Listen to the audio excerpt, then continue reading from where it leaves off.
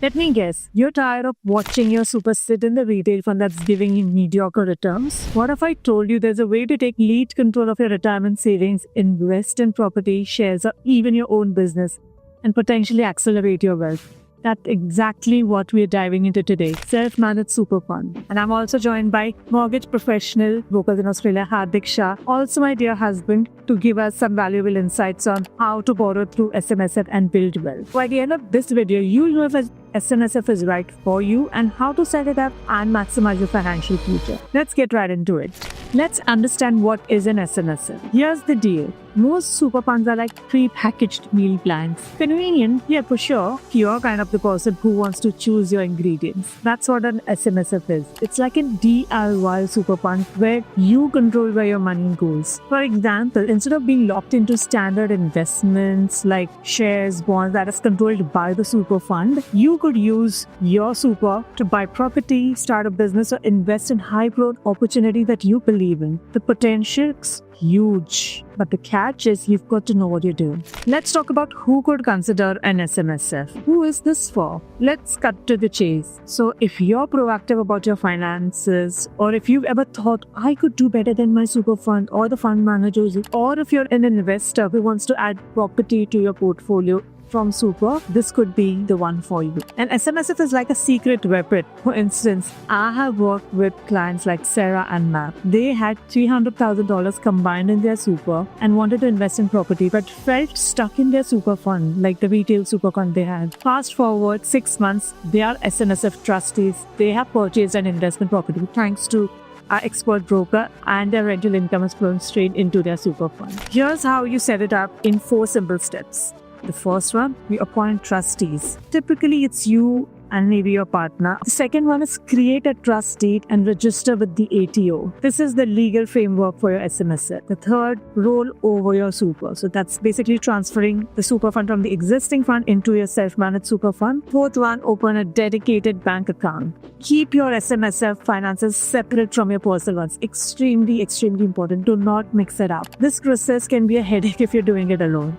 That is why I recommend working with an expert like a financial planner or an SMSF expert who can actually make sure everything is set up properly, it is compliant, and obviously set up for success. Let's come to the game changer, investing in property through SMSF. Now, this is the part everyone's curious about, buying property through SMSF.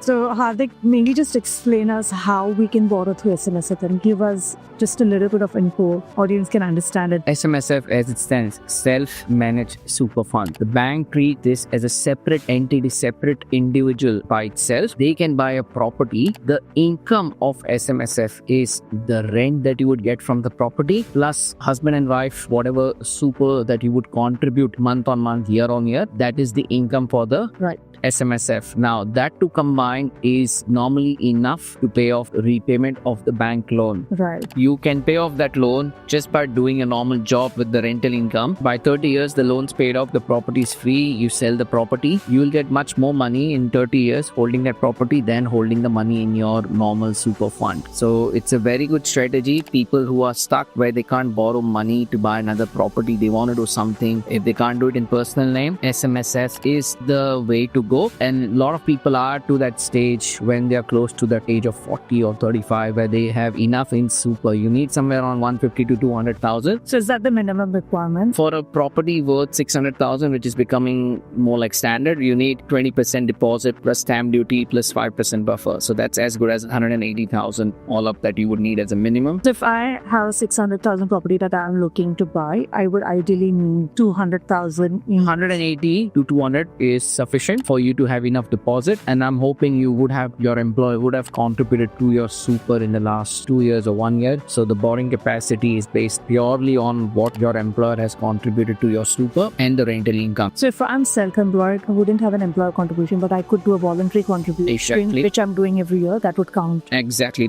So that's the eligibility. That's the eligibility. So again, if you just pay $1,000 a year, that might not be enough for us to get the loan for the SMSF. But if you're paying standard 7% or 10% into your super. Which is like the super guarantee, which is around Exactly. 10% something. Yeah. That normally is sufficient for you to get a loan plus the rental income that will help you to make sure that you can repay the loan back without you putting your personal money into it. Is there any specifications on where that property could be? Like, There's no restrictions on whether you do a commercial or a residential. There are limitations such as you can't do a construction under SMSF. There are only certain banks would approve, but most of the lenders are happy to do established properties. It's in a decent suburb where the minimum population is there. It can't be a unstandard property, can't be an acreage. It has to be a standard residential which can keep going, giving regular rental return. Right. So the rental plus your income is sufficient to borrow the loan. it basically has to be something that is has the potential to earn a rental income. Yes. A decent rental and a standard property like a townhouse, an apartment, a house, doesn't matter the suburb, doesn't matter the state, commercial property can all be done. But there are certain properties where bank may come back and say, you know what, that's just a vacant land. We can't give you money for a vacant land. You're not going to generate. Yeah, because it's not going to come. Nothing's going to come out. Exactly. In terms of the banks, like, is it the same Big Four are the standard banks that are lending money for SMSF, or are they special banks for it? No, the Big Four are actually out of that game. They don't want much business of that. Really? So it's the other lenders that are more into SMSF. They're very strong. Give me an example. Liberty, Granite, Asset Line, there are a lot of smaller lenders who specialize into SMSF property loans, and they have decent rate. Now, SMSF rates are slightly different to a normal residential rate, but that's the norm and that's the competitive there. You might get somewhere close to 7% or 7.5% in that range for an SMSF. So that's higher than... That's slightly higher than a normal residential where you could have got it for like 6.3, 6.5.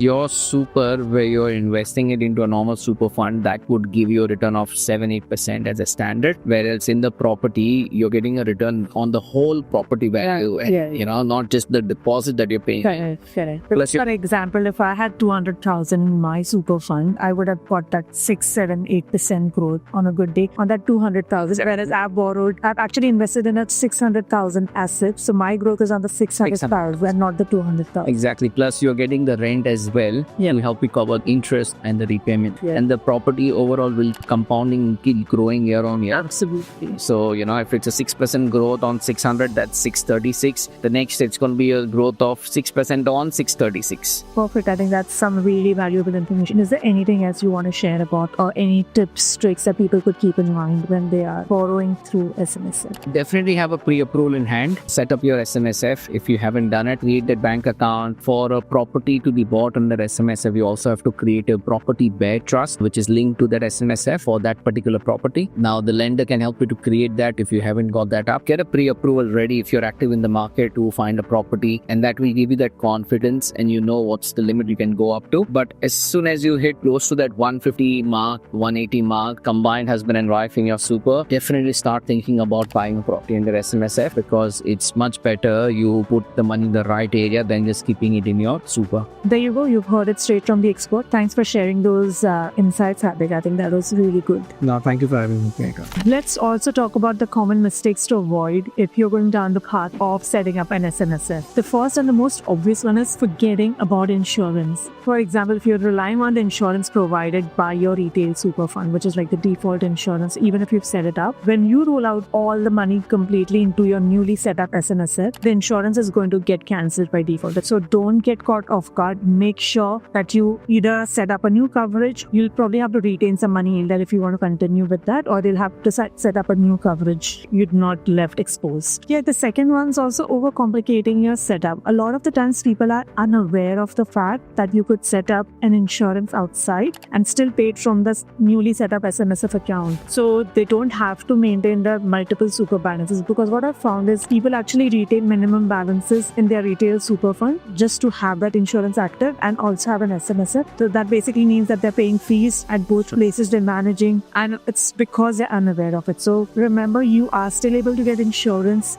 through an insurer directly and still pay it from your self-managed super fund account. So set it up correctly and do not overcomplicate. So here's a simple solution. Consolidate your accounts, streamline your insurance under your SMSF. It's cleaner, cheaper, and way easier to manage. Basically, an SMSF isn't a set it and forget it strategy. The rules change, your life changes, and your investments should too. So regular reviews definitely help you. Make sure that you review it regularly with the person who set it up, review it regularly with the mortgage broker, with your insurance expert as well. So you stay on top of things. Adjust your strategy for market shifts, ensure compliance with tax laws, and take advantage of new investment opportunities. Think of it like servicing your car. You skip it and things break down, and you do it right, you'll get peak performance. So if you're serious about taking control of your financial future, now is the time to act. So whether it's setting up your new SMSF, exploring property investment, or simply getting strategy on track, we've got you covered. Click on the link below to book a free consultation with me or Hardik. We can resolve any queries relation to borrowing with SMSF or getting insurance through SMSF. Remember, the sooner you take control, the faster you'll build your wealth. Let's make it happen.